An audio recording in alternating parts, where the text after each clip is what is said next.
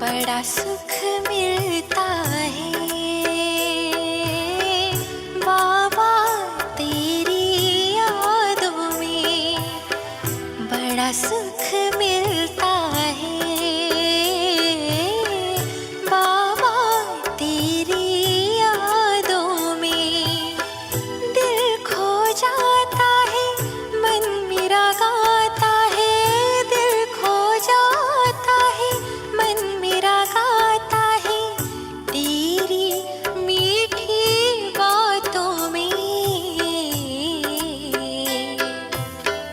बड़ा सुख मिलता है बाबा तेरी यादों में, बाबा तेरी यादों में।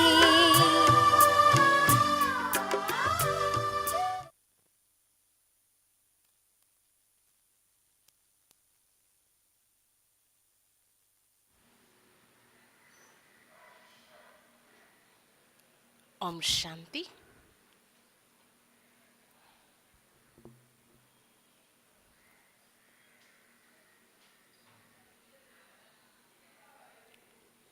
पद्नालुगु 1:22 मीठे बच्चे, ये तन रावण के प्रॉपर्टी है, इसे रावण को देकर अशरीरी बन घर जाना है, इसीलिए इससे ममत्व निकाल दो।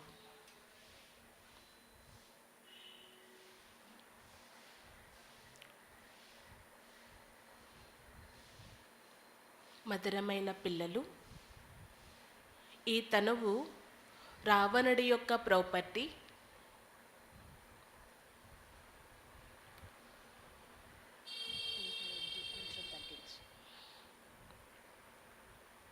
మధురమైన పిల్లలు, ఈ తనువు రావణుడి యొక్క ప్రాపర్టీ. ఇది రావణుడికి ఇచ్చేసి అశరీరి అయి ఇంటికి వెళ్ళాలి. కాబట్టి దీని నుండి మమకారాన్ని తొలగించాలి. ఈ తనువు రావణుడి యొక్క ప్రాపర్టీ గనుక ఇది రావణుడికిచ్చి అశరీరి అయి ఇంటికి వెళ్ళాలి. అందుకే దీనిపైన మమకారం తొలగించి వేయాలి. प्रश्न, सारे सृष्टि को शांति और सुख का दान देने की विधि क्या है? మొత్తం ఈ సృష్టికి శాంతి మరియు సుఖాన్నిచ్చేటటువంటి శాంతి మరియు సుఖదానం ఇచ్చే విధి ఏంటి?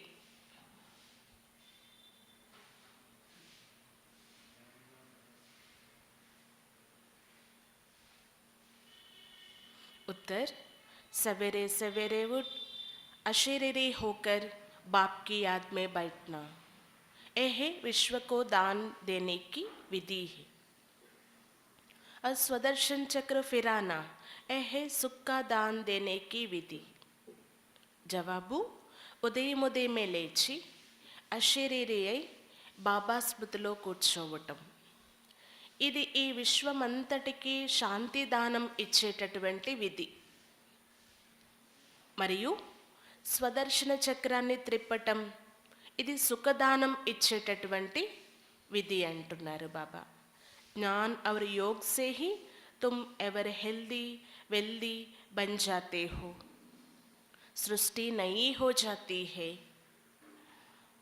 జ్ఞానం మరియు యోగం ద్వారానే మీరు ఆరోగ్యవంతులుగా ఐశ్వర్యవంతులుగా అయిపోతారు. ఈ సృష్టి కూడా కొత్తగా మారుతుంది. జ్ఞానయోగాల ద్వారానే ఆరోగ్యం ఐశ్వర్యం లభిస్తుంది. ఈ సృష్టి కూడా కొత్తగా మారుతుంది. గీత్, ముझे अपनी शरण में ले लो राम, నన్ను మీ శరణలోకి తీసుకోండి ఓ రామా. ఓం శాంతి.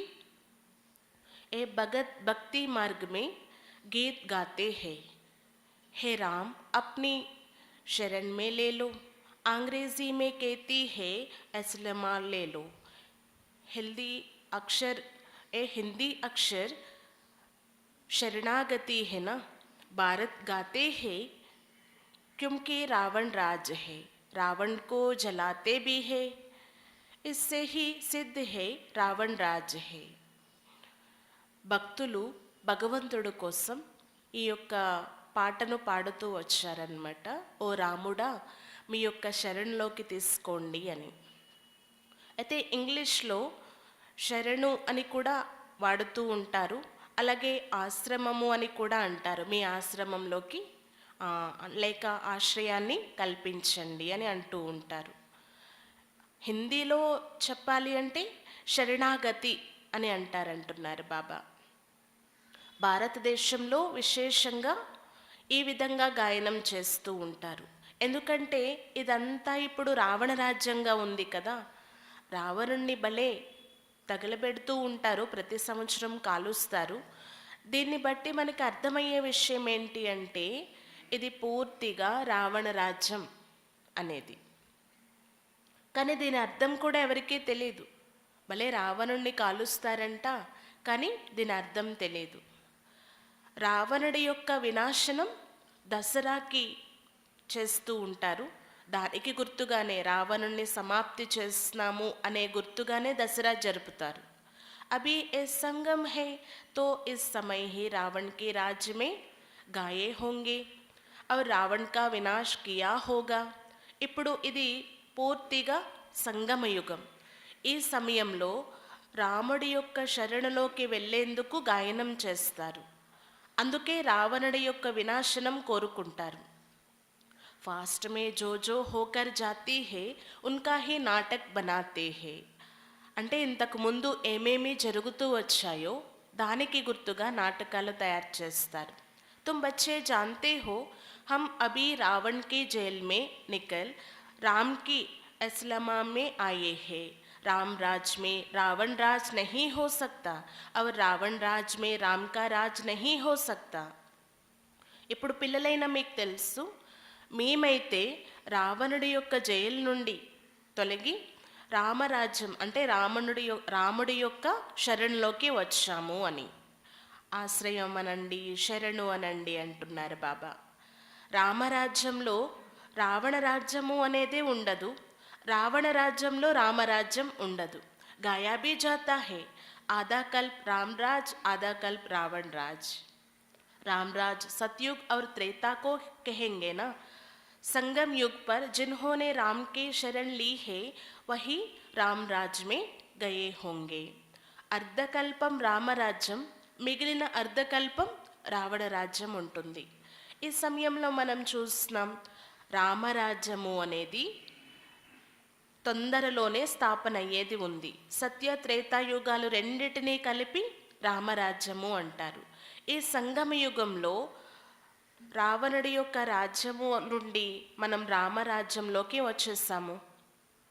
బాబా చెప్తున్నారనమాట, ఈ సమయంలో పిల్లలైన మీకు మాత్రమే తెలుసు ఈ విషయాలన్నీ. పిల్లలకి బాబా కూర్చొని అర్థం చేయిస్తున్నారు. तुम जानते हो हम अभी राम के शरण में है. ये सारी दुनिया एक टापू है, चारों तरफ पानी है, बीच में है टापू. పిల్లలైన మీకు తెలుసు ఈ సమయంలో రాముడి యొక్క శరణ్లో ఉన్నాము మనము. సంగమయుగంలో ఉండడమే అర్థమేంటి? రాముడి యొక్క శరణ్లోకి రావడం అన్నమాట. మనం చూస్తూ ఉన్నాం ఈ సృష్టి నలువైపులా కూడా నీరే నీరు ఉంది. అంటే మధ్యలో ఉన్నటువంటి ఇదొక ద్వీపము అంటున్నారు బాబా. పెద్ద పెద్ద ద్వీపాలు కూడా ఉంటాయి, అలాగే చిన్న చిన్న ద్వీపాలు కూడా ఉంటాయి. ఈ మొత్తం సృష్టి అంతా రావణ రాజ్యంగా ఉంది. ఇప్పుడు బాబా వచ్చి దీన్ని రామరాజ్యంగా మారుస్తున్నారు. अब तुम बच्चों की बुद्धि में है तो रावण राज सारी दुनिया पर है. कब से शुरू होता है समझाया जाता है आधा आधा है. ఇప్పుడు పిల్లలైన మీ బుద్ధిలో పూర్తిగా ఉంది మొత్తం ఈ సృష్టి అంతా రావణ రాజ్యమే ఉంది అని. అయితే ఎప్పుడు ఇది ప్రారంభం అవుతుంది ఎవరికీ తెలియదు. పిల్లలైన మీకు అర్థం చేయించడం జరుగుతుంది. సగం సగం ఉంటుంది అని. రామరాజ్యం సగమైతే రామరాజ్యం సగం ఉంటుంది. మే సుఖ్ బ్రహ్మా కా దిన్ రావణ్ రాజ్ మే దుఃఖహర్త బ్రహ్మకి రాత్. అయితే బాబా చెప్తారు, రామరాజ్యంలో సుఖం అంటే బ్రహ్మ యొక్క పగలు, రావణ రాజ్యంలో దుఃఖం అంటే దీని అర్థం బ్రహ్మ యొక్క రాత్రి. ఆधा कल्प सोच रहा तो आधा कल्प अंधियारा. सतयुग त्रेता में भक्ति का नाम निशानी भी नहीं है. అర్ధకల్పం ప్రకాశమైతే అర్ధకల్పం అంధకారము. సత్య త్రేతాయుగాలలో భక్తి యొక్క నామ నిశానీలే ఉండవు. फिर आधा कल भक्ति मार्ग चलता है. ద్వాపర్ और కలియుగ్ మే మళ్ళీ అర్ధకల్పం తర్వాత భక్తి మార్గం నడుస్తుందంట. ద్వాపర కలియుగాలలో అంటున్నారు. భక్తి దో ప్రకార్ కి హోతీ హై నా. द्वापर में पहले पहले अव्यभिचारी भक्ति होती है, కలియుగ్ में వ్యభిచారి భక్తి బన్ జాతీ హే. భక్తి అనేది కూడా రెండు రకాలుగా ఉంటుంది. ద్వాపర యుగ ప్రారంభంలో అవ్యభిచారి భక్తి నడిచేది, ఒక్క శివుణ్ణి పూజించేవారు. మళ్ళీ కలియుగం లాస్ట్లో ఏమవుతూ వచ్చింది, వ్యభిచారి భక్తి, అనేకులను పూజించడం మొదలుపెట్టారు. అభి తో దేకో కచ్చా మచ్చా ఆది సబ్కి భక్తి కర్తే హే. ఇప్పుడైతే చూడండి, కచ్చా మచ్చా అంటే తాబేలు చేప దేనిని వదలరు, అన్నిటినీ భక్తి చేస్తూ ఉంటారు. మనుష్యం కి బుద్ధి కో సతో ప్రధాన్ సతో రజో తమో में होना ही है. इन स्टूडेंट्स के पास होना. बाप समझाते हैं तुमने अभी राम अथवा शिव बाबा की गोद ली है. ईश्वर को बाबा कहती है. जब वह फादर है फिर फादर को सर्वव्यापी कहना. एक कहा सुना कहेंगे फलाने शास्त्र में व्यास भगवान ने लिखा है. మానవుల యొక్క బుద్ధి సతో ప్రధానం నుండి సతో రజో తమోలోకి ఇలా వస్తూ ఉంటుందన్నమాట. ఈ సమయంలో పిల్లలైన మీరు స్టూడెంట్స్ కదా, పాస్ కావాలి అంటున్నారు బాబా. బాబా అర్థం చేయిస్తూ ఉంటారు, మీరు రాముడి యొక్క ఒడిలో ఉన్నారు కదా. ఇప్పుడు రాముడు అంటే ఇక్కడ ఎవరు, శివ్ బాబా. శివ్ బాబా ఒడిని తీసుకున్నాము. ఈశ్వరుణ్ణి కూడా బాబా అని అంటారు. చాలామంది బాబా అని శివుణ్ణి అంటూ ఉంటారు. మరి వారు స్వయం తండ్రి అయినప్పుడు సర్వవ్యాపి అని ఎలా అనగలరు? తండ్రిని సర్వవ్యాపి అని అనడం ఎక్కడైనా విన్నారా? అంటూ ఉంటారంట, పలానా శాస్త్రంలో వ్యాస భగవానుడు ఇలా రాశారు అని. बाप समझाते हैं सर्वव्यापी के ज्ञान से तुमको कुछ भी फायदा नहीं हुआ है. బాబా అందుకే అర్థం చేయిస్తారు, ఈ సర్వవ్యాపి అనే జ్ఞానంతో మీకేమీ లాభం లేదు. సద్గతి దేనే వాలా జరూర్ కోయి చాహియే. మరి సద్గతిని ఇచ్చేందుకు ఎవరొకరు కావాలి. ఓ జరూర్ దూసరా హోగా. సద్గతి దేతే హీ హే గాడ్ ఫాదర్. తప్పకుండా వారు ఇంకెవరో అయి ఉండొచ్చు, వారే గాడ్ ఫాదర్. సద్గతి ఇచ్చేటటువంటి వారు పరంపిత పరమాత్మ. ఏ తుమ్హారా ఈశ్వర్య జన్మ తుమ్ అభి సంగం పర్ హోనా. ఇప్పుడు మీది ఈశ్వర్య జన్మ అంటే సంగమంలో ఉన్నారు కదా. ఏ సంగం కా టైం దిన్ మే వ రాత్ మే నహీ గినా జాతా హై. ఏ छोटा सा సంగం హై జబ్కి దునియా బదల్తీ హై. ఈ సంగమ యుగం యొక్క సమయం పగలలో కానీ రాత్రిలో కానీ లెక్కించడం జరగదు. ఇది చాలా చిన్న సంధి కాలము అంటున్నారు బాబా. అంటే ఈ యొక్క సృష్టి మారేటటువంటి సమయం, ఇది పరివర్తన సమయం అంటున్నారు బాబా. ఐరన్ ఏజ్ సే బదల్ గోల్డెన్ ఏజ్ హోతీ హై నా. రావణ్ రాజ్ సే బదల్ రామ్ రాజ్ హోతా హై. ఈ సంగమ యుగం కోసం ఇంకా ఏమని చెప్పొచ్చు? ఐరన్ ఏజ్ నుండి గోల్డెన్ ఏజ్గా మారే సమయం. అలాగే రావణ రాజ్యం నుండి రామరాజ్యంగా మారేటటువంటి సమయం. जिस राम राज के लिए तुम पुरुषार्थ कर रही हो तो ऐसे ऐसे गीत भी काम आती है. ए हुआ जैसे श्लोक इनका अर्थ किया जाता है राम की शरण. బాబా అర్థం చేయిస్తూ ఉంటారన్నమాట. ఈ సమయంలో పూర్తిగా ఏదైతే రావణ రాజ్యం ఉందో ఇది మారేటటువంటి సమయం అంటున్నారు. పూర్తిగా చేంజ్ అయ్యేటటువంటి సమయము అని చెప్పొచ్చు. అయితే రావణ రాజ్యం మారి రామరాజ్యంగా పరివర్తన అయ్యేటటువంటి ఈ సంగమ యుగం కోసం చాలా మహిమ ఉంది. అంటే ఏ రామరాజ్యం కోసమైతే మీరు పురుషార్థం చేస్తున్నారు ఆ రామరాజ్యంలోకి ఇప్పుడు వెళ్ళేది ఉంది.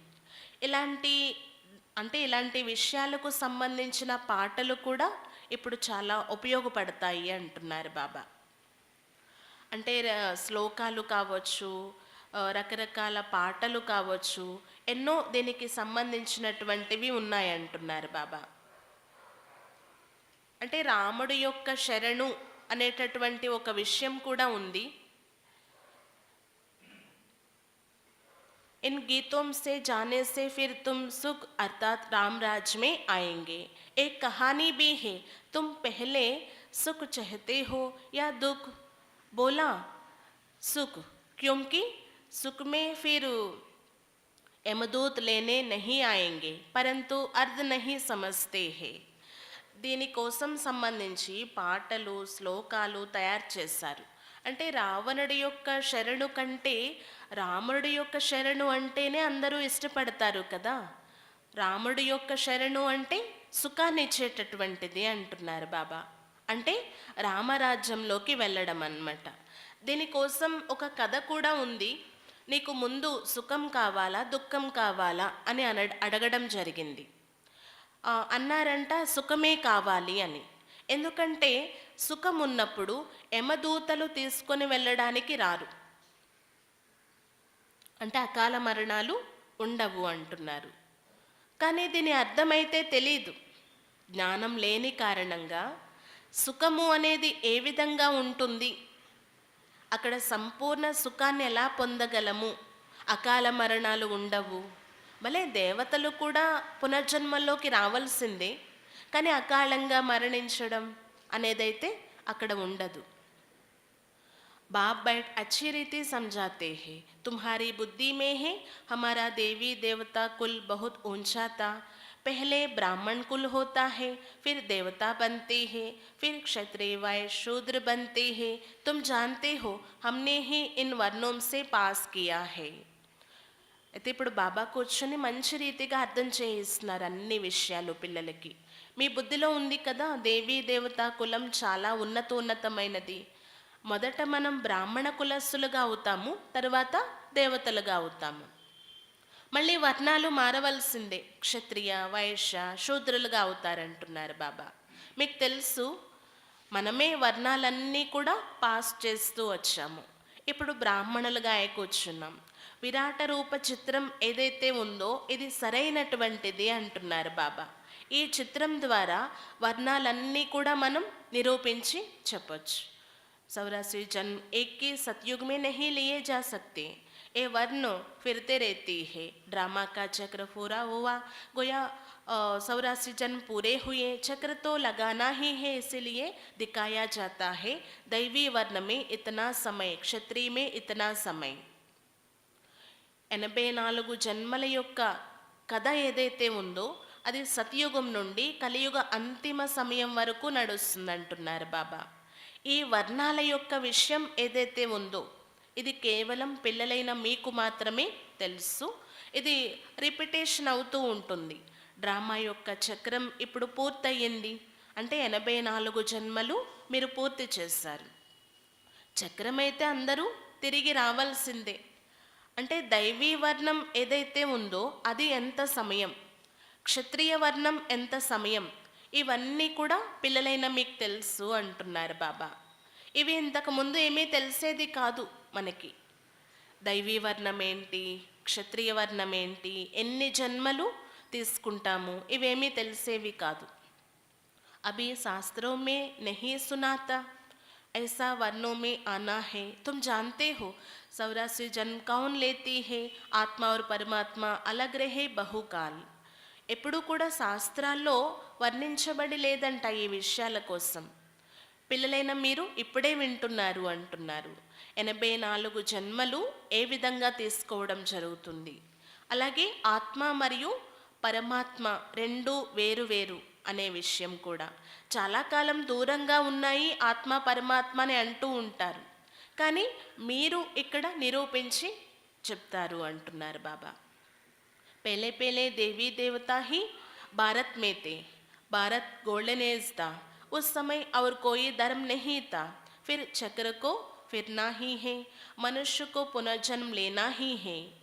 మొట్టమొదట దేవీ దేవతా ధర్మస్థులే భారతదేశంలో ఉండేవారు. ఈ భారతదేశం గోల్డెన్ ఏజ్గా ఉండేది. ఆ సమయంలో వేరే ధర్మస్థులు ఎవరు ఉండేవారు కాదు. కానీ మరి తప్పనిసరిగా ఈ చక్రం అయితే తిరగవలసిందే. మనుష్యకు పునర్జన్మ లేనా హీ హే, మనుషులు పునర్జన్మలు తీసుకోవలసిందే. चक्र का समझाना बहुत सहज है। बाबा डायरेक्शन देती है, प्रदर्शनी में ऐसे ऐसे समझाना है। इस समय जबकि हमको नई दुनिया में जाना है तो बाप कहते हैं ये पुरानी दुनिया है। इस पुरानी दुनिया, पुराने शरीर के जो भी संबंधी आदि है उनका बुद्धि से त्याग करो। बुद्धि से नए घर का आह्वान किया जाता है। यह है बेहद का संन्यास। ఈ సమయంలో మనం చూస్తున్నాం కదా, బాబా అన్ని విషయాలు అర్థం చేయిస్తున్నారు పిల్లలకి. బాబా డైరెక్షన్ కూడా ఇస్తూ ఉంటారు, మీరు ప్రదర్శనలో ఇలా ఇలా అర్థం చేయిస్తూ ఉండండి అని. ఈ సమయంలో కొత్త ప్రపంచ స్థాపన జరిగేదే ఉంది. అందుకే పాత ప్రపంచాన్ని బుద్ధి నుండి తొలగించండి అంటున్నారు బాబా. పాత ప్రపంచం ప్రతి బుద్ధి పూర్తిగా తొలగిపోవాలి అన్నమాట. పాత ప్రపంచం, పాత శరీరం, పాత మిత్ర సంబంధికులు ఎవరైతే ఉన్నారో వీటి నుండి బుద్ధిని త్యాగం చేయండి. బుద్ధిలో మరి ఏముండాలి? కొత్త ఇంటిపైనే ప్రీతి ఉండాలి. కొత్త ఇంటిని ఆహ్వానించండి అంటున్నారు బాబా. దీన్ని ఏమంటారంట? అనంతమైన సన్యాసము అని. देह सहित जो भी पुरानी दुनिया के संबंध आदि है उन सबको बोलना है. దేహ సహితంగా పాత ప్రపంచం, పాత సంబంధిక విషయాలు ఏవైతే ఉన్నాయో వాటిని మర్చిపోవాలి. బాప్ कहते हैं अपने को देही समझो, तुम असल में मुक्ति धाम के रहने वाले हो. सभी धर्म वालों को बाप कहते हैं अब वापस चलना है. బాబా చెప్తారు మిమ్మల్ని మీరు ఆత్మ అని భావించండి. వాస్తవానికి మనం ముక్తిధామ నివాసీలమే. అన్ని ధర్మాల వారి కోసం బాబా చెప్తారు ఇప్పుడు తిరిగి ఇంటికి వెళ్ళాలి అని. ముక్తి కో తో సబ్ యాద్ కర్తే హే నా, అభి చలో అప్నే ఘర్. ముక్తినైతే అందరూ గుర్తు చేసుకుంటారు. అందుకే ఇప్పుడు ఇక నడవండి మీ ఇంటికి. జహా సే తుమ్ అశరీరీ ఆయే తే అబ్ ఫిర్ అశరీరీ హోకర్ హీ జానా హే. మనం ఎక్కడి నుండి అయితే అశరీరీగా అయి వచ్చాము ఒంటరిగా, మళ్ళీ అక్కడికి అలానే అయి వెళ్ళాలి, అశరీరీగా అయి వెళ్ళాలి. शरीर को तो ले नहीं जा सकेंगे, आए अशरीरी हो जाना भी अशरीरी. మనం శరీరంతో పాటు వెళ్ళలేము, ఎలా వచ్చాము అలానే వెళ్ళాలి అంటున్నారు బాబా. सिर्फ कब आना कब जाना है ए चक्र समझना है. बारो बार सतयुग में पहले पहले देवी देवता धर्म के ही आते हैं, फिर नंबरवार आते जाती है. जब मूल वतन से सब आ जाती है तो फिर वापस जाना शुरू होता है. అయితే వెళ్ళడం మరియు రావడం, ఎప్పుడు వెళ్ళడం ఎప్పుడు రావడం ఇదంతా కూడా పిల్లలైన మీకు తెలుసు. చక్రం కోసం అర్థం చేసుకోవడంతోనే ఇవన్నీ విషయాలు తెలుస్తాయి అంటున్నారు బాబా. అనేక సార్లు మనం సత్యుగంలో మొట్టమొదట దేవీ దేవతా ధర్మంలోకి వచ్చాము. మళ్ళీ నెంబర్ వారీ అయితే ఉంటారు, అక్కడ నెంబర్ వారీగా రావడం అనేది జరుగుతుంది. కానీ వచ్చేదైతే దేవతా వంశంలోకి రావడం జరుగుతుంది అంటున్నారు బాబా. మూలవతనం నుండి మనం డైరెక్ట్ సత్యుగంలోకి రావడం జరుగుతుంది అన్నమాట. ఎప్పుడైతే ఇక రావడం స్టార్ట్ అయ్యిందో మళ్ళీ లాస్ట్లోనే తిరిగి వెళ్ళడం జరుగుతుంది. అది కూడా బాబా వచ్చి మనకి ఇంటి యొక్క మార్గాన్ని తెలియచేస్తారు. ఇప్పుడు చూడండి, ఈ సమయంలో ఆత్మ కోసం తెలీదు, పరమాత్మ కోసం తెలీదు, ఏమీ తెలియకుండా ఉన్నాము. బాబా వచ్చి అన్ని విషయాలు చాలా క్లియర్గా అర్థం చేయిస్తున్నారు. ఈ తనువు అని ఏదైతే మనం శరీరాన్ని చూస్తున్నామో ఇది రావణుడి యొక్క ఆస్తి అంటున్నారు బాబా. కాబట్టి ఇది రావణుడికి ఇచ్చేసేయాలి, ఇక్కడే మనం వదిలేసేయాలి. ఇక్కడ వదిలి మనం ఎలా వచ్చామో అలా తిరిగి వెళ్ళాలి. కానీ ఏమీ అర్థం చేసుకోరు. ఈ తనువుకు సంబంధించిన ఈ ప్రపంచ వస్తు వైభవాలు అన్నీ సమాప్తి అయ్యేదే ఉంది అంటున్నారు బాబా. మనం అశరీరిగా వచ్చాము, మళ్ళీ అలాగే వెళ్ళాలి. బాప్ కేతే హే मैं लेने आया हूँ, बाबा कितना सहज कर समझाती है, फिर धारण भी होनी चाहिए, फिर जाकर औरों को समझाना चाहिए. బాబా ఎంత సహజతరం చేసి అర్థం చేయిస్తున్నారు. నేను మిమ్మల్ని తీసుకొని వెళ్ళడం కోసం వచ్చాను కాబట్టి ధారణ కూడా జరుగుతూ ఉండాలి బాబా చెప్పే విషయాలు. అప్పుడే కదా మీరు వెళ్ళి ఇతరులకి కూడా అర్థం చేయించగలరు. तुम गारंटी करते हो बाबा, हम सुनकर फिर सुनाएंगे, जिनको ये प्रैक्टिस होगी ये सुना सकेंगे. మీరు గ్యారంటీ కూడా ఇస్తారు బాబాకు, బాబా మేము విని ఇతరులకి వినిపిస్తాము అని. మరి ఈ ప్రాక్టీస్ చేయాలి అన్నమాట. ఎవరికైతే వినే ప్రాక్టీస్ అయిపోతుందో వారు వెళ్ళి ఇతరులకు అర్థం చేయిస్తారు అంటున్నారు. तुम जानते हो हमको इस दुनिया को पवित्र बनाना है, योग में रहकर शांति और सुख का दान देना है. इसीलिए बाबा कहते हैं रात्रि को उठकर योग में बैठो तो सृष्टि को दान दो. सवेरे सवेरे अशरीरी होकर बैठेंगे तो तुम भारत को बल्कि सारी दुनिया को योग में शांति का दान देते हो. బాబా అర్థం చేయిస్తారు. మీరు ఇప్పుడు పవిత్రంగా అయ్యి తిరిగి ఇంటికి వెళ్ళాలి. ఈ సమయంలో మనం చూస్తున్నాం ఈ ప్రపంచాన్ని కూడా పవిత్రంగా తయారు చేయడం మన కర్తవ్యం. ఎందుకంటే అపవిత్రంగా అయిపోయి ఉంది కదా, పవిత్రంగా తయారు చేయవలసిందే. మరి ఎలా తయారు చేయగలము అంటే యోగంలో ఉండడం ద్వారా అంటున్నారు. మీరు యోగంలో ఉంటూ శాంతి మరియు సుఖం యొక్క దానాన్ని ఇవ్వచ్చు. అందుకే బాబా పిల్లలకి సలహా ఇస్తున్నారనమాట. మీరు రాత్రి లేచి కూర్చొని యోగంలో ఉండండి, ఈ సృష్టికి దానం ఇవ్వండి అంటున్నారు. రాత్రి అంటే అమృతవేళ, లేక పగలంతా కూడా మీరు వ్యాపార వ్యవహారాలలో బిజీగా ఉంటారు కదా. ఒకవేళ రాత్రే సమయం దొరికింది అనుకోండి, ఆ సమయంలో కూడా దానం ఇవ్వచ్చు అంటున్నారు. విశేషంగా ఉదయమే అశరీరిగా కూర్చొని ఈ భారతదేశానికే కాదు మొత్తం ఈ సృష్టి అంతటికీ యోగదానం ఇవ్వాలి. మీ యోగంతోనే శాంతి మరియు సుఖం యొక్క దానం లభించగలదు అంటున్నారు బాబా. సుఖం యొక్క దానం ఇవ్వడం చాలా మంచి విషయం కదా. మరి సుఖం లభించేది మీ దానం ద్వారానే అంటున్నారు. అంటూ ఉంటారు కదా, యోగదానం ఒక్కటే కాదు సుఖం లభించేది ధనం ద్వారా అని. మరి ఆ ధనం ఎలా సంప్రాప్తిస్తుంది? సవేరే ఉట్కర్ యాద్ మే బైఠో, ఉదయమే లేచి స్మృతిలో కూర్చోండి. बाबा बस अब आपके पास आए कि आए, अब हमने 84 जन्म पूरे किए हैं.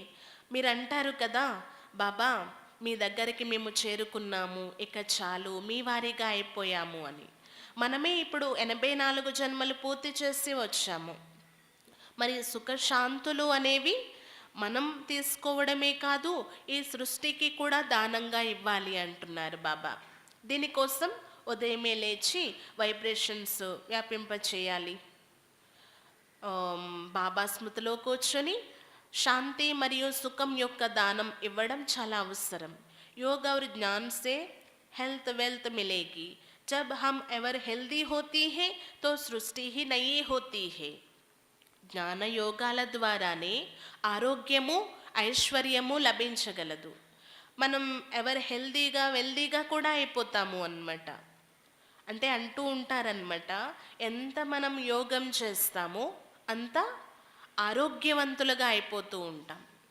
జ్ఞానం యొక్క మననం ఎంతగా చేస్తూ ఉంటామో అంత ధనము అనేది, అంటే ఇప్పుడు ఈ యొక్క జ్ఞానరత్నాలే భవిష్యత్తులో మనకి నిజమైన రత్నాలు వలె లభిస్తాయి. మరి నిజమైన రత్నాలు ఉంటే వారు ధనవంతులే, ధనం ద్వారానే సుఖం లభిస్తుంది కదా. ఇంకా అదే కాదు, ఈ సృష్టి కూడా కొత్తగా అయిపోతుంది. జ్ఞాన యోగాల శక్తితో. सतयुग त्रेता में हेल्थ वेल्थ है, कलयुग में अनहेल्थ है. देखो अब कैसा है, अब हम हेल्दी और वेल्दी बनते हैं ना, फिर आधा कल्प हमारा ही राज चलता है. సత్యుగం మరియు త్రేతాయుగంలో ఆరోగ్యం ఐశ్వర్యం లభిస్తూ ఉంటాయి. కానీ కలియుగంలో చూడండి, ఆరోగ్యము లేదు, ఐశ్వర్యము లేదు. భలే ధనం ఉన్నప్పటికీ దాని ద్వారా సుఖం పొందలేకపోతున్నారు కదా. మరి ఉండి కూడా లాభం ఏంటి అంటారు బాబా. అయితే బాబా చెప్తారు, నేను మిమ్మల్ని ఇప్పుడు ఎవరు హెల్దీగా వెల్దీగా తయారు చేసేస్తాను అంటున్నారు. అక్కడ లభించేటటువంటి ఆ ఆరోగ్యము సుఖం ఏవైతే ఉన్నాయో ఇక్కడితో పోల్చడానికే వీల్లేదు. ఇక్కడ చూడండి, 4 రోజులు ఆరోగ్యంగా ఉంటే మళ్ళీ 4 రోజులు ఏమవుతుందో తెలియదు. భలే ధనం ఉంది అనుకోండి, దాన్ని దాచుకొని ఉంచుకోవడానికి ఎన్ని కష్టాలు పడాలో. ఏ దొంగలు దోచుకుంటారో ఏంటో భయం అనేది ఉంటుంది కదా. సత్యుగంలో అయితే ఎవ్వరూ మీ నుండి ఏమీ దోచుకోలేరు అంటున్నారు బాబా. అక్కడ మన రాజ్యమే నడుస్తుంది, చాలా సుఖీగా ఉంటారు. బుద్ధి మే జబ్ ఏ జ్ఞాన్ హో తబ్ ఖుషి రే సకేంగే. ఎప్పుడైతే ఇక్కడ కూడా మనం బాబా వారిగా అయిన తరువాత సుఖం పొందలేకపోతున్నాము అంటే దాని అర్థం ఏంటి? బుద్ధిలో జ్ఞానం లేదు.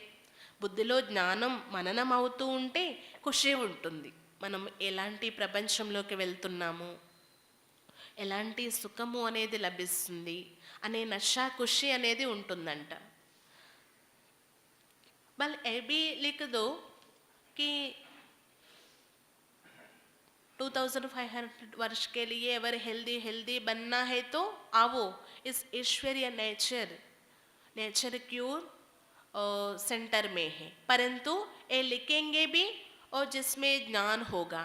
ऐसा थोड़े ही सेंटर हम खोलते हैं, सर्विस आप आकर करो. जो खोलते हैं उनको खुद सर्विस करनी चाहिए. బాబా అర్థం చేయిస్తూ ఉంటారనమాట. మీరు ఇలా కూడా రాసి పెట్టవచ్చు, 2500 సంవత్సరాల కోసం మీరు ఆరోగ్యంగా సుఖీలుగా ఉండాలి అనుకుంటే, ఆరోగ్యవంతులుగా ఐశ్వర్యవంతులుగా అవ్వాలి అనుకుంటే ఈ ఈశ్వరీయ నేచర్ క్యూర్ సెంటర్కి రండి.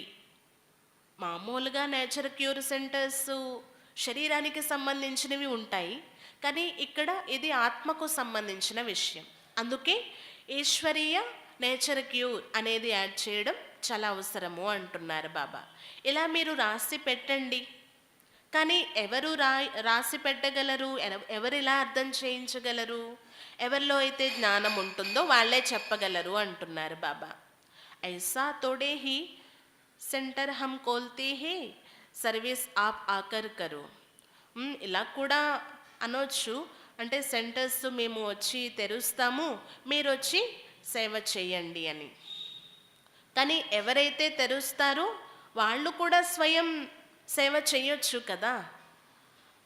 అందరూ ఇలా అంటూ కూర్చుంటే, మేము తెరిచి పెడతాము మీరు రండి అని అంటూ ఉంటే మరి అందరూ తెరిచేవారే అయిపోతారు, ఇంకా సేవ చేసేవారు ఎవరు? झगड़ा सारा पवित्रता पर ही चलता है, विष ना मिलने से अत्याचार होती है. గొడవలన్నీ కూడా పవిత్రత పైనే జరుగుతాయంట. ఒకవేళ ఎవరికైనా విషయం లభించలేదు అనుకోండి, అత్యాచారాలు చేస్తూ ఉంటారు. అబ్ హే సంగం తో బుద్ధి మే సుఖధామ్ और శాంతిధామ్ को ही याद करना है. ఇప్పుడు మనం చూస్తున్నాం ఈ సమయం సంగమ యుగం కాబట్టి బుద్ధిలో సుఖధామం మరియు శాంతిధామాన్ని మీరు స్మృతి చేయండి అంటున్నారు. దుఃఖధామ్ హే తబ్ తో సుఖధామ్ కో యాద్ కర్తీ హే. ఇది దుఃఖధామం కదా, అందుకే సుఖధామాన్ని స్మృతి చేయాలి. తబ్ హీ గాతే హే దుఃఖ మే సిమరన్ సబ్ కరే ఏ పతిత్ దునియా హే. లా कहना కలియుగ్ కే అంత్ మే సబ్కో పతిత్ హోనా హీ హే. అంటే దుఃఖధామం కాబట్టే సుఖధామం గుర్తొస్తూ ఉంటుంది, అందుకే ఈ గాయనం కూడా ఉంది. దుఃఖంలో అంట పరమాత్మని అందరూ స్మరణ చేస్తారు, కానీ సుఖంలో మాత్రం ఎవ్వరూ చెయ్యరు. ఎందుకంటే దుఃఖం అనేది లేనప్పుడు పరమాత్మ గుర్తురారు. ఈ సమయంలో మనం చూస్తున్నాం పతిత ప్రపంచం. లా కూడా ఏం చెప్తుంది అంటే ఈ కలియుగ అంతిమంలో అందరూ పతితంగా కావాల్సిందే. పరిస్థితులు కూడా మనం చూస్తూ ఉన్నాం. जब तक संगम आए और रामराज की स्थापना हो जाए फिर रावण राज का विनाश हो. ఎప్పటి వరకైతే సంగమ యుగం రాదో అప్పటి వరకు రావణ రాజ్యం నడవలసిందే. రావణ రాజ్యం యొక్క ఈ యొక్క ఇది ఏదైతే ఉందో నడుస్తూ ఉంటుంది అంటున్నారు బాబా. సంగమయుగం రావడము అంటేనే అర్థం ఏంటి? రావణ రాజ్యం యొక్క వినాశనం ప్రారంభం, రామరాజ్యం యొక్క స్థాపన ప్రారంభం అంటున్నారు బాబా.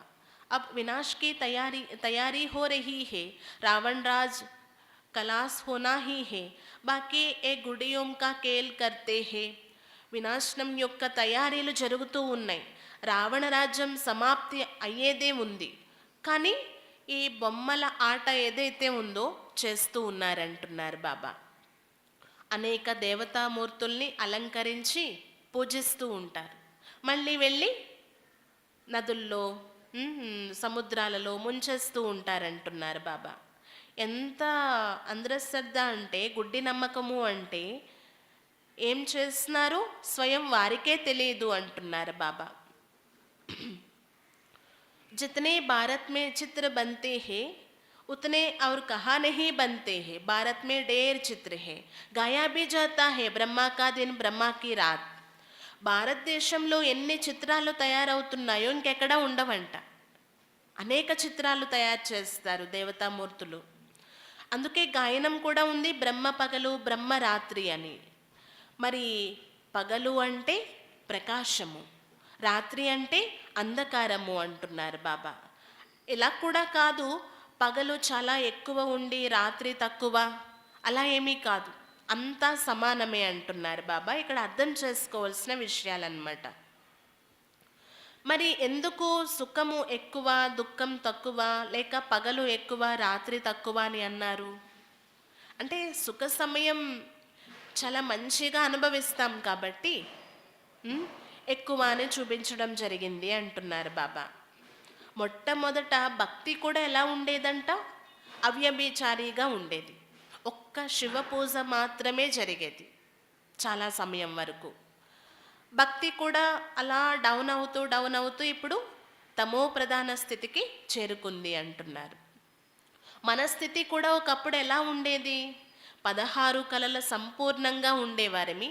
తర్వాత త్రేతాయుగంలో 2 కళలు తగ్గిపోతాయి, 14 కళలు మాత్రమే మిగులుతాయి. అలా నెమ్మదిగా మెట్లు దిగుతూ ఇప్పుడు కళలు అనేవి ఏమీ లేని విధంగా అయిపోయాము, తమో ప్రధానంగా అయిపోయాము.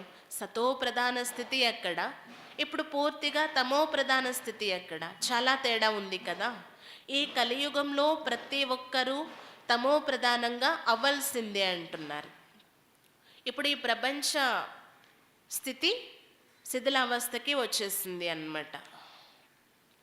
ఈ పాత వస్తువులన్నీ కూడా సమాప్తి అయిపోయేదే ఉంది, వాటికవే నిప్పు అంటుకునేది ఉంది అంటున్నారు. ఏ విధంగా అంటూ ఉంటారు కదా, అడవికి నిప్పు అంటుకుంటుంది అని. అలా ఈ పాత ప్రపంచ రూపీ అడవి అంతా కూడా సమాప్తి అయ్యేది ఉంది అంటున్నారు. దీనికి తప్పకుండా నిప్పు అంటుకోవలసిందే. ఏదో కొంచెం మిగిలి ఉంటుందేమో, थोड़ा भी कुछ आपस में हुआ तो आग जल जाएगी. घर में कोई छोटी बात पर झगड़ा हो जाता है, आपस में दोस्त होती है, थोड़ी सी बात पर ऐसी दुश्मनी हो जाती है जो एक दो को गाटा काटने भी लग पड़ती है. क्रोध भी कम नहीं है, एक दो को मरने के लिए देखो कितनी तैयारी कर रही है. ये है ड्रामा. क्रिश्चियन लोग हैं, दोनों बड़े हैं, आपस में मिल जाए तो सब कुछ कर सकते हैं. బాబా చెప్తున్నారు అంతా సమాప్తి అయ్యేదే ఉంది. ఇప్పుడు ఏదైతే కొంత స్టార్ట్ అయ్యింది అంటే నిప్పు అంటుకోవడం, అలా అంతా సమాప్తి అయిపోతుంది అంటున్నారు. ఇప్పుడు మనం కుటుంబాలలో కూడా చూస్తూ ఉన్నాము, ఏదో చిన్న విషయం కోసం గొడవ స్టార్ట్ అవుతుందంట. అంటే పరస్పరంగా దోస్తులుగా స్నేహితులుగా ఉన్నవారు కూడా చిన్న చిన్న విషయాలకి శత్రువులు అయిపోతూ ఉన్నారు. ఒకరిని ఒకరు సంహరించుకోవడానికి కూడా ఏమాత్రం వెనకాడరు అంటున్నారు బాబా. అంటే ఈ క్రోధము కోపము అనేది కూడా తక్కువేమీ కాదు. ఎలాంటి వారిని ఎలా చేసేస్తుందో మిత్రువుల్ని కూడా శత్రువులుగా చేసేస్తుంది, ఒకరిని ఒకరు చంపుకునేలా చేస్తుంది అన్నమాట. అంటే వినాశనం కోసం ఎలాంటి తయారీలు జరుగుతున్నాయో చూడండి. ప్రకృతి ఒకవైపు బాంబులు, మరొక వైపు మానవులు కూడా తమలో తామే శత్రువులుగా వ్యవహరిస్తూ ఉంటారు. ఇవన్నీ కూడా డ్రామాలో నిశ్చితమై ఉన్నాయి అంటున్నారు బాబా. ఇప్పుడు సపోజ్ క్రిస్టియన్స్ ఉన్నారనమాట, అమెరికన్స్ మరియు రష్యన్స్. వీళ్ళిద్దరూ చాలా పెద్దవాళ్ళు. ఒకవేళ వాళ్ళిద్దరూ పరస్పరం కలిసిపోయారు అంటే ఈ ప్రపంచాన్నే ఏలేస్తారు. కానీ అది జరిగేది లేదు అంటున్నారు బాబా. వాళ్ళిద్దరి మధ్య జగడాలు అనేవి నడుస్తూ ఉన్నాయన్నమాట. వాళ్ళిద్దరూ కలిసేది లేదు అంటున్నారు. పోప్ కి క్రిస్టియన్ కా హెడ్ హే, ఉన్కా మాన్ బహుత్ రక్తే హే. పోప్ ఉంటారన్నమాట, క్రిస్టియన్స్ యొక్క హెడ్. వారికి చాలా గౌరవిస్తారు. परंतु मानते उनकी भी नहीं है. यहाँ भी जो बच्चे बाप की मानते नहीं तो ओ विनाश पद पाती है. అంటే వారి యొక్క హెడ్ చెప్పినా సరే వారి మాట కూడా వినరు. వాళ్ళు పరస్పరం పోట్లాడుకుంటూనే ఉంటారు. అలాగే ఇక్కడ కూడా ఎవరైతే పిల్లలుగా ఉన్నారో వారిని పూర్తిగా బాబాని ఒప్పుకోకపోతే ఏంటి లాభం? బాబా వారిగా అయి కూడా బాబా విషయం వినకపోతే వారు ఎలాంటి పదవి పొందుతారు అంటున్నారు బాబా. వినాశీ పదవి పొందడం జరుగుతుంది అన్నమాట. ఏదో మిగిలి ఉన్నటువంటి చిన్నపాటి పదవి. బాబా వారిగా అయిపోయారు కాబట్టి సత్యుగంలోకి అయితే అడుగు పెట్టేస్తారు. కానీ బాబా డైరెక్షన్ పైన నడవకపోతే ఏంటి లాభం? బాబా వారిగా అయి కూడా అని చెప్తున్నారు. శ్రీమతం పైన అయితే నడవలసిందే. श्रीमद भगवत गीता है ना, और कोई शास्त्र में श्रीमत है नहीं. శ్రీమద్ భగవద్గీత అనేదైతే ఉంది గాయనం, ఇంకా వేరే శాస్త్రాల్లో శ్రీమత్ అనే విషయం ఉండదు అంటున్నారు. స్త్రీమన శ్రేష్ఠతే శ్రేష్ఠ జో కబ్ పునర్జన్మ నహీ ఆతే హే. స్త్రీ అంటే శ్రేష్ఠాతి శ్రేష్టమైన వారు అని. అంటే పరంపిత పరమాత్మ ఉన్నతోన్నతమైన వారు, శ్రేష్ఠాతి శ్రేష్టమైన వారు. బాబా ఎప్పుడూ కూడా పునర్జన్మలోకి రారు. కాబట్టి శ్రీ శ్రీ అనేటటువంటిది బాబాకి వర్తించేది. మనుష్యతో పునర్జన్మ में आते हैं. विद्वांस जो जन्म मरण से रहित है, गाई हुई गीता में पूरे 84 जन्म लेने वाले का नाम डाल दिया है. वास्तव में परमपिता परमात्मा ही ज्ञान का सागर, पवित्रता का सागर है. पतित पावन गाया हुआ है, वही वरदान देती है बच्चों को. వాస్తవంగా చెప్పాలి అంటే పరంపిత పరమాత్మయే జ్ఞాన సాగరుడు, పవిత్రతా సాగరుడు, పద్ధతుల్ని పావనంగా చేసేవారు అని గాయనం ఉంది. బాబా ఒక్కరే వరదానం కూడా ఇస్తారు పిల్లలకి. మరి బాబాకి బదులుగా కృష్ణుడు పేరు వేసేశారు శాస్త్రాల్లో. ఇది రాంగ్ కదా మరి. పేలే పేలే శివ జయంతి, फिर होती है कृष्ण जयंती. शिव बाबा आती है नई दुनिया स्थापन करने. तो पहले बाप का जन्म, फिर बच्चे का जन्म. మొట్టమొదట శివ జయంతి, తర్వాత కృష్ణ జయంతి. శివ్ బాబా వచ్చేది కొత్త ప్రపంచాన్ని స్థాపన చేయడం కోసం. అందుకే మొదట బాబా జన్మ, తర్వాతే పిల్లల జన్మ. बाप के जन्म से ही कृष्ण बच्चा निकला. బాబా జన్మ ద్వారానే ఈ కృష్ణుడు అనే బాలుడు జన్మించారు అంటున్నారు బాబా. అంటే బాబా వచ్చి జ్ఞానాన్ని ఇస్తున్నారు. ఈ జ్ఞానం ఆధారంతో మనం జ్ఞానం పొంది ధారణ చేస్తున్నాము. బ్రాహ్మణ్స్ దేవతలుగా అవుతున్నాం అన్నమాట. మనం ఏదైతే ఈ సమయంలో బాబా వారిగా ఈ యోగం చేస్తున్నామో, జ్ఞానం ధారణ చేస్తున్నామో, ఈ యొక్క రిజల్ట్ ఏమొస్తుంది? కొత్త ప్రపంచ స్థాపన. అక్కడ మొట్టమొదట జన్మించేవారెవరు? శ్రీకృష్ణుడు అంటున్నారు బాబా. और भी एक तो नहीं होगा దైవీ సాంప్రదాయ కహా జాతా హేనా. అక్కడ కూడా ఒక్క కృష్ణుడే ఏమీ ఉండరు, దైవీ సాంప్రదాయము అని అంటారు కదా. ఆ దైవీ వంశావళి అంతా అక్కడ జన్మ తీసుకోవడం జరుగుతుంది. కానీ మొదట జన్మించేవారైతే కృష్ణుడు అంటున్నారు బాబా. తో కితనా బోల్ కర్ दी है, कोई एक भी इन बात को समझ जाए तो उनके सब जिज्ञासु टूट पड़े, सबका मोह पिला हो जाए. कितनी बड़ी भूल है, तभी बाप को आना पड़ता है. కానీ ఒక పొరపాటు చేశారు. ఇది ఎంత పొరపాటు అంటే అంటే తండ్రికి చెందిన మహిమ కొడుకుకి చెందిన విధంగా రాసేశారు. పావనంగా చేసేవారు నవ సృష్టి నిర్మాత ఒక్క శివబాబా మాత్రమే. ఇంకా గీతా రచయిత కూడా బాబా మాత్రమే. కానీ ఇక్కడ రివర్స్గా రాసేశారు. తండ్రికి బదులు కొడుకు పేరు రాసేశారు. ఎవరో ఒక్కరైనా ఈ విషయం అర్థం చేసుకున్నారు అంటే, మిగిలిన సాధు సన్యాసులు కావచ్చు, మిగిలిన సంస్థ వాళ్ళు కావచ్చు, అక్కడ ఉన్నటువంటి వాళ్ళ ఫాలోవర్స్ కావచ్చు, విద్యార్థులు కావచ్చు, అందరూ చాలా తలక్రిందులు అయిపోతారు అంటున్నారు బాబా. సంశయంలోకి వచ్చేస్తారు. ఇప్పుడు మేము విన్నవన్నీ కరెక్ట్ కాదా అంటే, బాబా ఏవైతే పరమాత్మ ఏదైతే చెప్తున్నారో ఇవే సరైనవా అని వారు సంశయంలోకి వచ్చేస్తారు అంటున్నారు బాబా. అందరి ముఖము డౌన్ అయిపోతుంది అన్నమాట, ముడుచుకుపోతుంది. అంటే మేము ఇప్పటి వరకు దేన్నైతే నమ్మామో అది కరెక్ట్ కాదన్నమాట అని వారు ఒక్కసారిగా తమ యొక్క ముఖాన్ని నల్లగా చేసుకుంటారు అంటున్నారు. అంటే ఎందుకు ఇలా జరుగుతుంది అంటే పొరపాటు కాబట్టి అది. కానీ ఇప్పుడప్పుడే అందరూ ఒప్పుకునేదైతే లేదు, అంతిమంలో అందరూ ఒప్పుకోవలసిందే అంటున్నారు. ఇంత పెద్ద పొరపాటు చేసి కూర్చున్నారు మీరు, అందుకే నేనే రావాల్సి వస్తుంది వీటన్నిటినీ సరిదిద్దడానికి అంటున్నారు బాబా. ఎవరికైనా అర్థం చేయించడానికి ఈ విషయాలన్నీ టైం అయితే పడుతుంది. पहले तो ये निश्चय करावो परमपिता परमात्मा से आपका क्या संबंध है.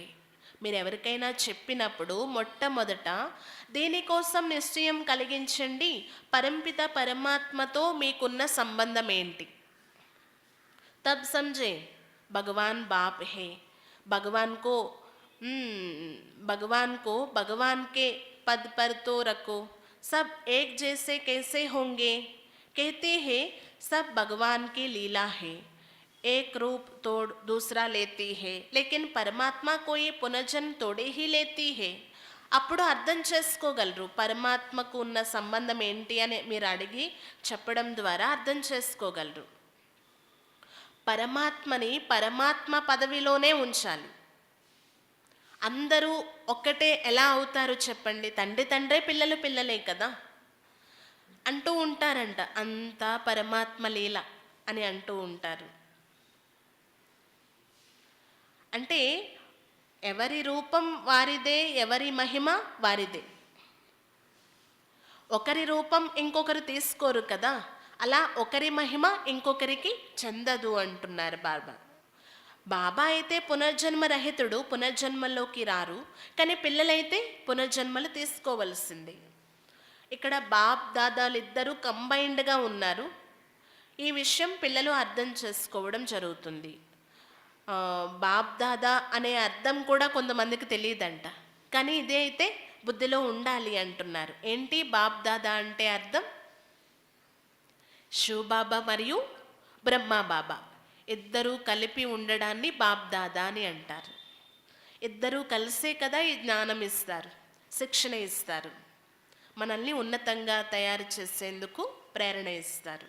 ప్రేరణ అంటే ఎక్కడో కూర్చొని ఇచ్చేది కాదు, ఇక్కడికి వచ్చి డైరెక్ట్గా బాబా నేర్పించవలసి వస్తుంది స్వయంగా. మరి బాబా నిరాకారుడు కదా శివబాబా, అందుకే బ్రహ్మ తనువుని ఆధారంగా తీసుకొని వచ్చి అర్థం చేయిస్తున్నారు. ఇది ప్రేరణ అని అంటే కూడా కరెక్ట్ కాదు, డైరెక్ట్గా వచ్చి శిక్షణ ఇస్తున్నారు కాబట్టి. గాయనం కూడా ఉంది అంట, మీరే తల్లి తండ్రి సర్వము మీరే అని. ఓ గాడ్ ఫాదర్ అని కూడా మహిమ చేస్తూ ఉంటారు. మరి ఫాదర్ అని అన్నప్పుడు మదర్ కూడా ఉండాలి కదా. కానీ ఎవరి బుద్ధిలోకి ఇది రావటం లేదు. ఫాదర్ శివబాబా అయినప్పుడు మదర్ ఎవరు? శివబాబాకు ఆధారమైనటువంటి ఈ దాదాయి తల్లి కూడా ఈ సమయంలో.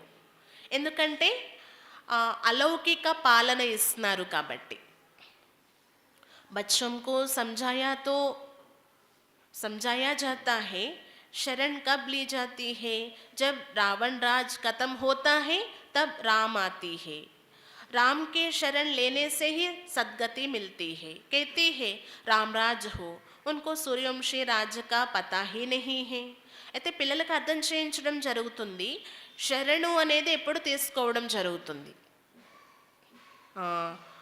ఆశ్రయాన్ని ఇవ్వండి అని ఎప్పుడు అడగడం జరుగుతుంది? ఎప్పుడైతే రావణ రాజ్యం కథం అయిపోతుందో, సమాప్తి అయిపోతుందో, అప్పుడు రాముడి యొక్క శరణు లభిస్తుందన్నమాట. ఇప్పుడు ఏ ఆసరా కూడా లేదు ఈ సమయంలో. రావణుడు కూడా దీన్ని వదిలిపెట్టేసేదే ఉంది, రావణుడు సమాప్తి అయ్యేది ఉంది. అందుకే ఇప్పుడు మనం రాముడి యొక్క శరణ్లోకి రావాలి. మరి రాముడి యొక్క శరణు తీసుకోవాలి అంటే బాబావారిగా అవ్వాలి ముందు. రాముడి యొక్క శరణు లభించడంతోనే సద్గతి లభించేది ఉంది.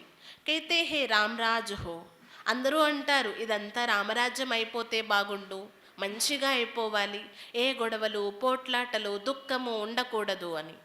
కానీ అంత ఈజీనా? చిటికేస్తే అయిపోయేది కాదు. పరమాత్మ తదాస్తు అంటే అయిపోయేది కాదు. కొంత సమయం అయితే పడుతుంది పరివర్తన అవ్వడానికి. అందుకే దీన్ని ఏమంటారు అంటే మహాపరివర్తన.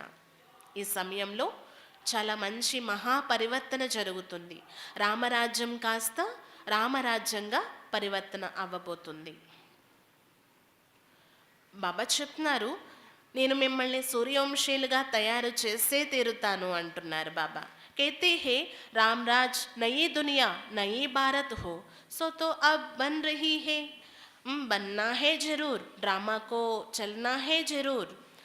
బాబా చెప్తున్నారనమాట, ఈ రామరాజ్యం కొత్త ప్రపంచం కొత్త భారతదేశంగా పరివర్తన అయ్యేది ఉంది, అవ్వాల్సిందే ఇలా తప్పనిసరి అంటున్నారు బాబా. డ్రామాలో ఇలా ఫిక్స్ అయి ఉంది కదా, అలా తయారు కావాల్సిందే, ఈ డ్రామా నడుస్తూ ఉండవలసిందే.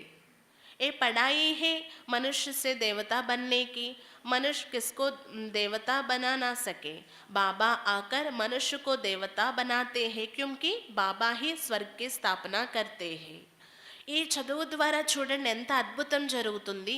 మానవులు దేవతలుగా అవ్వడము అంటే సామాన్య విషయమా? అయితే బాబా చెప్తారనమాట, మానవులు ఎవ్వరూ కూడా మానవుల్ని దేవతలుగా తయారు చేయలేరు. మానవుల నుండి దేవతలుగా తయారు చేసేది దేవదేవుడైన బాబా ఒక్కరి. బాబాయే వచ్చి మానవుల్ని దేవతలుగా తయారు చేస్తారనమాట. ఎందుకంటే ఈ సమయంలో స్వర్గ స్థాపన జరుగుతుంది. బ్రాహ్మణోంకి మాలా నహీ గాయే జాతీ హే, वैजयंती माला विष्णु की माला गाया जाता है. ये है ईश्वरीय घराना जो अब नया शुरू होता है. आगे था रावण का असुरी घराना. रावण को असुर कहा जाता है ना. एक कंस जरासंध नाम अभी सिद्ध होती है. जन्म जन्मांतर तुमको साकार से वर्षा मिलता है. सतयुग में तो साकार से मिलता है, सिर्फ इस समय तुमको निराकार बाप से वर्षा मिलता है. బాబా అర్థం చేయిస్తున్నారు, బ్రాహ్మణుల యొక్క మాల గాయనం చేయబడి లేదు. ఎందుకు అంటే ఈరోజు స్థితి బాగుండొచ్చు, రేపు డౌన్ అవ్వచ్చు. వైజయంతి మాలే మళ్ళీ విష్ణుమాలగా పరివర్తన అవుతుంది అన్నమాట. వైజయంతి మాల అంటారు, విష్ణుమాల అని కూడా అంటారు. అయితే ఇప్పుడు మనం ఈశ్వరీయ వంశావళిగా ఉన్నాము. ఈ ఈశ్వరీయ వంశము అనేది కొత్తది అంటున్నారు బాబా. ఇంతకుముందు మనం ఎలా ఉండేవారిమి? అసరీ వంశస్థులుగా ఉండేవారిమి. రావణుడు చూడండి ఈ సమయంలో అందరినీ అసురులుగా చేసేసారు. అందుకే రావణుణ్ణి అసురుడు అని అంటారు. కంసుడు, జరాసంధుడు ఇప్పటి పేర్లే అంటున్నారు బాబా. ఇప్పటి కోసమే ఈ వర్ణన ఉంది. జన్మ జన్మాంతరాలు మనం సాకారుని ద్వారా పాలన పొందుతూ వచ్చాము. అయితే సతయుగంలో కూడా సాకార తండ్రి ద్వారానే పాలన పొందుతాం.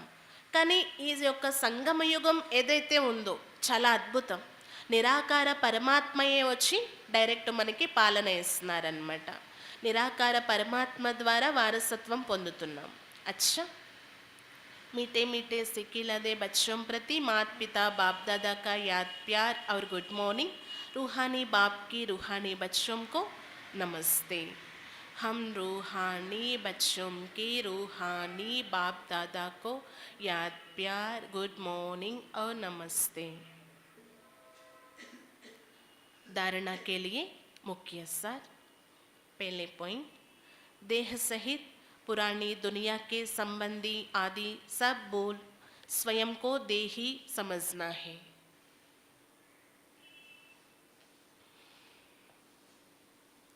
बुद्धि से नए घर का आह्वान करना है. మొదటి పాయింట్, ఈ దేహంతో పాటు పాత ప్రపంచం మరియు సంబంధికులు మొదలైన వారిని మరచి స్వయాన్ని ఆత్మగా భావించండి. ఈ దేహంతో పాటు దేహ ప్రపంచం మరియు సంబంధికుల్ని మరచి స్వయాన్ని ఆత్మగా భావించండి. బుద్ధి ద్వారా సదా కొత్త ఇంటిని ఆహ్వానించండి. బుద్ధిలో ఇదే ఉండాలి. మేము కొత్త ప్రపంచంలోకి వెళ్ళబోతున్నాము, మా కోసం బాబా కొత్త ప్రపంచ స్థాపన చేస్తున్నారు. ఇక్కడ ఉంటూ కూడా కొంత సమయమే, ఇవన్నీ వినాశనం అయిపోయేది ఉంది. ఈ స్థితి అయితే ఉండాలి. दूसरा, सवेरे सवेरे उठ सारी दुनिया को शांति और सुख का दान देना है. రెండో పాయింట్, ఉదయమే లేచి మొత్తం ప్రపంచానికి శాంతి మరియు సుఖం యొక్క దానం చేయాలి. ఎలా జరుగుతుంది దానం? బాబా మధ్యలో చెప్పారు కదా, బాబా స్మృతిలో కూర్చోవడమే దానం చేయడం అన్నమాట. वरदान, आकारी और निराकारी स्थिति के अभ्यास द्वारा हलचल में भी अचल रहने वाले बाप समान भव. आकारी మరియు నిరాకారి స్థితి ద్వారా, ఆకారి మరియు నిరాకారి స్థితి యొక్క అభ్యాసం ద్వారా అలజడిలో కూడా అచంచలంగా ఉండేటటువంటి బాబా సమానంగా తయారు కండి.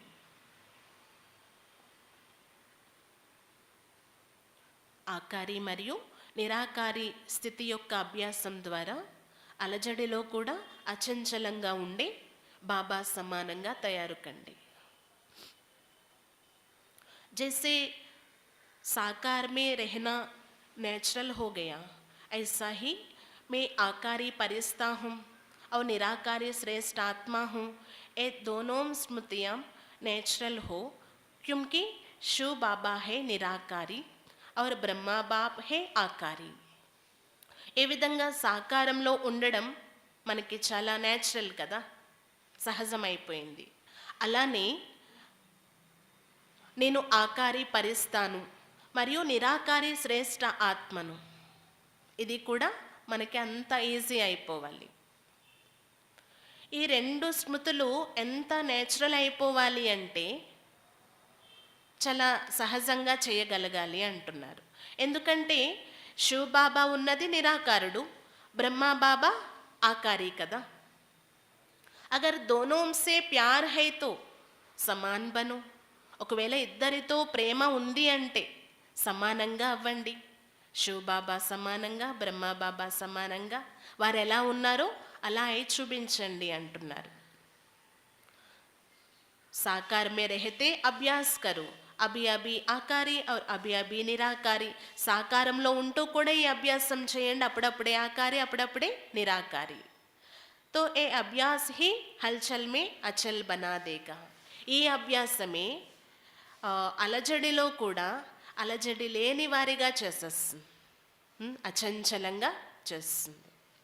ఎంత మనల్ని అలజడి చేసే పరిస్థితులు వచ్చినప్పటికీ ఈ రెండు స్థితుల యొక్క అభ్యాసము మనల్ని అచంచలంగా తయారు చేస్తుంది. స్లోగన్: దివ్య గుణం की प्राप्ति होना ही सबसे श्रेष्ठ प्रभु प्रसाद है.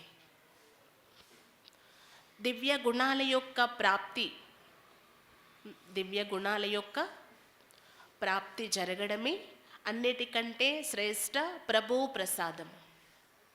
అంటే మనం దివ్య గుణాల్ని ధారణ చేస్తున్నాము అంటే ఇదొక ప్రాప్తి. కేవలం ప్రాప్తియే కాదు, అన్నిటికంటే శ్రేష్టమైన ప్రభు ప్రసాదము అంటున్నారు. लवलीन स्थिति का अनुभव करो. जो प्यारा होता है उसे याद किया नहीं जाता, उनकी याद स्वतः आती है. ఏదైతే ప్రేమ అనిపిస్తుందో దాన్ని ప్రత్యేకించి స్మృతి చేయవసరం లేదు, సహజంగానే గుర్తొస్తూ ఉంటుంది. सिर्फ प्यार दिल का हो, सच्चा और निस्वार्थ हो. जब कहते हो मेरा बाबा, प्यारा बाबा, तो प्यारे को कभी बोल नहीं सकते. అంటే కేవలం ప్రియమైనదే కాదు, అది మనస్సుకు హత్తుకునేది కూడా, చాలా ఇష్టమైనది, సత్యమైనది, నిస్వార్థమైనటువంటిది. ఎప్పుడైతే మీరు అంటారో నా బాబా అని, ప్రియమైన బాబా అని, మరి అంత ప్రియమైనటువంటి వస్తువుని ఎప్పుడూ మర్చిపోరు కదా. और निस्वार्थ प्यार सिवाय बाप के किसी आत्मा से मिल नहीं सकता. इसीलिए कभी मतलब से याद नहीं करो, निस्वार्थ प्यार में लवलीन रहो. ప్రియమైన బాబా అన్నప్పుడు ఎప్పుడు కూడా ఈ యొక్క బాబా అనే పదాన్ని మర్చిపోకూడదు అన్నమాట. ప్రేమ అనేది నిస్వార్థంగా ఉండాలి అంటున్నారు. అంటే ఆ నిస్వార్థమైనటువంటి ప్రేమ ఒక్క బాబా ద్వారా తప్ప ఇంకెవరి ద్వారా లభించేది లేదు. కాబట్టి ఎలాంటి లాభం పొందనటువంటి ప్రేమ బాబా ద్వారానే దొరుకుతుంది. ఇలాంటి నిస్వార్థమైన ప్రేమలో లవలీనం అవ్వండి అని రోజు బాబా అనుభవం చేయమని చెప్తున్నారన్నమాట. మరి ఒక 5 minutes అనుభవం చేద్దామా? బాబా ద్వారా లభించేటటువంటిది నిస్వార్థమైనటువంటి ప్రేమ, స్వచ్ఛమైనటువంటిది, సత్యమైనటువంటిది, సాకారి మనుషుల ద్వారా లభించలేనటువంటిది. ఈ ప్రేమను బాబా ద్వారా అనుభవం చేద్దాం. ఓం శాంతి.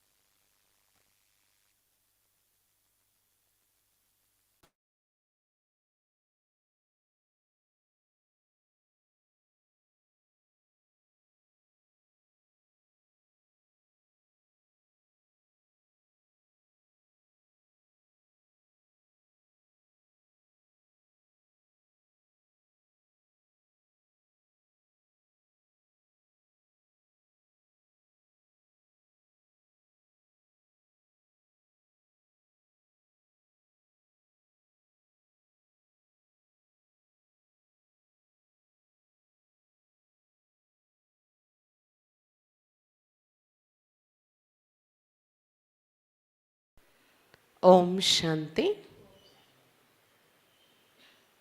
ఈరోజు మనందరికి కూడా భోగి పండగ, రేపు సంక్రాంతి పండగ.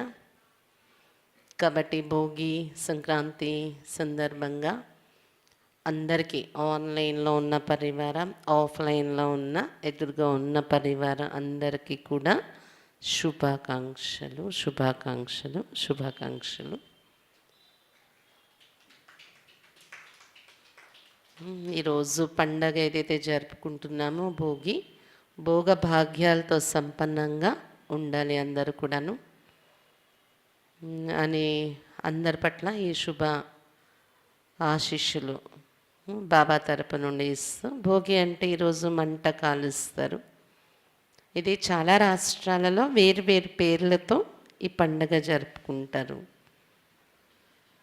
ఈ భోగి మంట యొక్క అర్థం బాబా మనకు ఎప్పుడు చెప్తూ ఉంటారు కదా,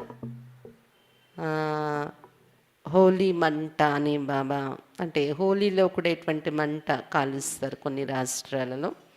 మనమైతే భోగి రోజునే ఈ మంట వేసి జరుపుకుంటాము. దీనిలో ఏం చేస్తారు, పిడకలు తయారు చేసి తీగల్లో కట్టి మాల అది మంటలో వేసి కాలుస్తారు. పిడకల బూడిదైపోతాయి, తీగ మాత్రం మిగిలిపోతుందన్నమాట. అలా బాబా చెప్తారు, ఇప్పుడు అయ్యే వినాశనం ఏదైతే ఉందో కొద్ది రోజుల్లో మన కళ్ళెదురుగా చూస్తాం. వినాశనం యొక్క అగ్నిలో శరీరాలన్నీ సమాప్తి అయిపోతాయి, ఆత్మలు మాత్రం మిగిలి ఇంటికి చేరుకుంటాయి. అలాగే ఇంకా భోగి మంటలు ఏం చేస్తారు, ఏవేవి పనికిరాని వస్తువులు, ఉపయోగపడని వస్తువులు ఉన్నాయో, ముఖ్యంగా అందులో చెక్క సామాను, కాలేవేవైనా అటువంటివి పనికిరానివన్నీ తీసుకుని వెళ్ళి ఆ మంటలో వేసి కాల్చేస్తారు, అందరింటివి కలెక్ట్ చేసి. అలాగే ఇప్పుడు వినాశనం అగ్ని కంటే ముందు బాబా జ్ఞానయోగాల యొక్క అగ్ని కూడా మనకి ఇచ్చారు. దీనిలో మన దగ్గర ఎప్పటి నుండో ఉపయోగపడని, అవసరం లేని అవగుణాలు ఏవైతే ఉన్నాయో వాటన్నింటినీ వేసి కాల్చి దహనం చేసేయాలి. ఈరోజు భోగి పండగ ఈ విధంగా జరుపుకోవాలి. మరి సంక్రాంతి అంటే సూర్యుడు మకర రాశిలో ప్రవేశించే కారణంగా వాతావరణంలో కొన్ని మార్పులు జరిగి వసంత ఋతువు ప్రారంభమవుతుందన్నమాట మనకి. ఇది సత్యగానికి గుర్తుగా జరుపుకునే ఆనందం, ఉల్లాస, ఉత్సాహాలు, కుటుంబ పరివారం కలుసుకోవటం, పంటలు ఇంటికి రావటం, అంటే సంపన్న స్థితిలో ఉంటాం. ఈ రోజుకి అందరూ కూడా ఇంటిలో ఒక సంపన్న స్థితిలో ధాన్యం వస్తాయి, పప్పులు వస్తాయి, కొత్త బెల్లం వస్తుంది, కొత్త బియ్యం వస్తాయి. వీటితో రకరకాల వంటకాలు చేసుకొని తిని సంతోషంగా అందరూ మరి డూడు బస్సవన్న కూడా గంగిరెడ్లను కూడా తీసుకొస్తారు అలంకరించి. అంటే బాబా చెప్తారు కదా, సత్యగంలోని జంతువులతో సహా మానవులు అందరూ కూడా సుఖం సంతోషంతో ఉండే యుగం సత్యగాన్ని గుర్తు చేస్తూ ఆచారాన్ని మనం ఈరోజు ఆచరిస్తాం. వసుదైవిక కుటుంబం అని కుటుంబకం అంటారు కదా, అలా ఉంటుంది సత్యయుగం. అందుకే దాని గుర్తే మనం సత్యయుగం సదా వసంత ఋతువు కదా, అక్కడ అలాంటి వాతావరణంలో ఉంటాం. అందుకే దాని గుర్తే సంక్రాంతి రోజు అందరూ కుటుంబ పరివారం కలుసుకోవడం, సంతోషాన్ని జరుపుకోవటం అనేది చేస్తూ ఉంటాం అన్నమాట. ఈరోజు మరి సంక్రాంతి రోజు కలగాయ పులుసు కూడా చేసుకుంటూ ఉంటారు. అంటే అన్ని రకాల అందరం కలిసి మిక్స్ అయి ఉండడము, అందరూ కలిసిమెలిసి జీవించటం, ఎలాంటి చేదు అనేది మనలో లేకుండా, ఎలాంటి మనస్పర్ధలు, విభేదాలు మన మనసులో ఎవరిపైన పెట్టుకోకుండా కలిసిపోయి మనం ఉండడము. కాబట్టి ఏం చేస్తారు, అందరూ మీ ఇంట్లో కూడా కలిసిమెలిసి సంతోషంతో ఉత్సాహంతో ఉంటూ ఉత్సాహాన్ని కలిగిస్తూ ఉండేలాగా మసులుకోవాలి. ఏవో భావాలు పెట్టుకొని మూడఫ్, కోపం, ఆవేశాలు ఇవన్నీ ఎప్పటికీ వదిలేసుకోవటం చాలా మంచిది. కనీసం ఈ పండగలోనైనా ఈ వాతావరణాన్ని అనుభవం చేసుకోండి. కోపతాపాలు, రాగద్వేషాలు ఏమీ ఒకరిపైన ఒకరికి లేకుండా, మిస్అండర్స్టాండింగ్స్, ఒకరినొకరు అర్థం చేసుకోవడంలో లోపాలు, ఇవన్నీ వదిలేసి సంతోషంగా ఉండాలి, అందరికీ సంతోషాన్ని కలిగించాలి అని భావాలు పెట్టుకుంటూ మీరందరూ సంతోషంగా ఉంటూ మీ కుటుంబ పరివారం అందరూ వారికి సంతోషాన్ని కలిగిస్తూ భోగ భాగ్యాలతో ఆరోగ్యాలతో సంపన్నంగా ఉండాలి ఈ పండగ సందర్భంగా అని ఆశీర్వాదాలు బాబా తరపునిస్తూ ఓం శాంతి. మరొకసారి అందరికీ శుభాకాంక్షలు. అయితే జనవరి 18 మర్చిపోకండి, బాబా వ్యక్తి దినం. ఆ రోజు పూర్తి మౌనంగా ఉంటూ గడపాలి. ఉదయం అయితే మురళి క్లాసు 6:30 నుండి యోగం, 7 గంటలకి మురళి అయిన వెంటనే బాబాకు భోగ్ అర్పిస్తాం. భోగ్ అయిన తర్వాత ఇక్కడ కూర్చునే వాళ్ళందరూ భోగ్ తీసుకుంటారు. తీసుకున్న తర్వాత ఇక్కడే మళ్ళీ వెంటనే 9 గంటల నుండి యోగము బట్టి 2 గంటల వరకు కూడా జరుగుతూ ఉంటుంది. ఇందులో ఎవరైనా వచ్చేవాళ్ళు, ఉదయం రాలేని వాళ్ళు కూడా 9 గంటల నుండి యాడ్ అవ్వచ్చు. కానీ గంట వరకే పర్మిషన్. 1 గంట కూర్చొని యోగం చేసుకొని ఎవరైతే ఉదయం భోగు తీసుకోలేదో వాళ్ళు భోగు తీసుకొని వెళ్ళిపోతూ ఉండాలన్నమాట. అంటే 9 నుండి 1 గంట 2 ఈ లోపల 1 గంట వరకు అనుకోండి. 1 గంటే ఫైనల్. 1 గంటకు వచ్చే వాళ్ళు మరి 2 వరకు కూర్చుంటారు కదా. కాబట్టి ఈ విధంగా 1 గంట వరకు, 9 నుండి 1 గంట వరకు ఎల్లో ఉంటుంది అందరికీ రావడానికి. ఏదైనా 1 గంట మీరు చూస్ చేసుకొని ఆ 1 గంట ఇక్కడ యోగం చేసి భోగోదయం తీసుకోలేదంటే తీసుకొని వెళ్తారు. ఒకవేళ పగలు అవ్వలేదు, సాయంత్రం వస్తాము అంటే 4 గంటల నుండి మళ్ళీ స్టార్ట్ చేస్తాం యోగం. 4 నుండి 5 వరకే యోగం అవుతుంది. 5 గంటల నుండి మళ్ళీ మధుబన్ నుండి అయ్యే క్లాసులు, బాబా వస్తారు దాది శరీరంలో, అవన్నీ లైవ్ స్టార్ట్ అయిపోతాయి అన్నమాట. అందుకని మీరు మౌనంగా ప్రశాంతంగా కూర్చొని యోగం చేయాలంటే ఈవినింగ్ సెషన్లో 4 నుండి 5 ఒకటి ఛాన్స్ ఉంటుంది. మరి రాత్రి 8-8:30కి ప్రోగ్రామ్ అయిపోయి కూడా ఒకవేళ ఎవరైనా కూర్చొని మౌనంగా సైలెన్స్లో కూర్చొని యోగం చేసుకోవాలనుకుంటే ఒక అరగంట గంట చేసుకుని కూడా వెళ్ళొచ్చు. 8:30 అలా అయిపోతే 9 వరకు చేసుకొని వెళ్ళొచ్చు. అంటే ఎవరైతే పగలంతా అవ్వలేదు, రాలేదు అనే వాళ్ళకైతే ఆ అరగంట రాత్రి ఛాన్స్. ఇది అన్నమాట 18th ప్రోగ్రామ్. ఎందుకు ఇలా పెట్టడం జరిగిందంటే అందరూ ఒకేసారి మొత్తం టైం అంతా అందరూ కూర్చుంటే ఇక్కడ హాల్లో ఎక్కువ మంది ఇది అవుతారు కదా. అందుకని ఫ్లో అయిపోతూ ఉంటే కొద్ది మంది హాల్లో 10-15 మంది ఉంటూ ఉంటారనమాట. ఎవరైతే ఈ భయాలు ఉన్నాయో వాళ్ళు కూడా ఈ భయం వదిలి రావచ్చు. అందరూ కోవిడ్ కదా, అందరూ వస్తారు, ఏమవుతుందని ఆలోచించకుండా బాబా అవ్యక్తి దినం కాబట్టి ఎవ్వరూ మిస్ అవ్వకుండా రావాలి.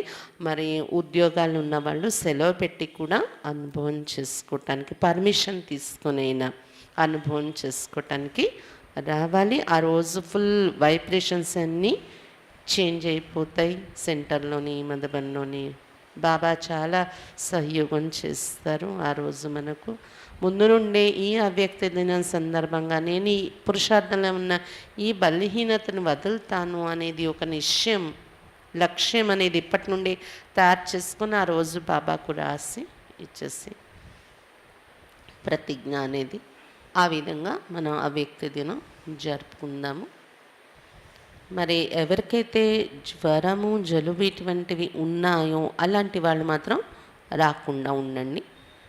ఎవరైతే అది లేదో అలాంటి వాళ్ళు మాత్రం వచ్చిన 1 గంట యోగం చేసుకోవడం, గంట కన్నా తక్కువ కూడా అయినా మీరు అనుభవం చేసుకోవటానికి అవకాశం ఉండదు. అందుకని 1 గంట అయినా కూర్చొని మౌనంగా బాబాతో ప్రేమతో బాగా అనుభవం చేసుకొని ఆ రోజు బ్రహ్మ బాబా యొక్క స్మృతి దివసం కాబట్టి విశేషంగా బ్రహ్మ బాబాతో సూక్ష్మ రూపంలో మనం కలుసుకొని మాట్లాడడం అది అనుభవం చేసుకుందాము.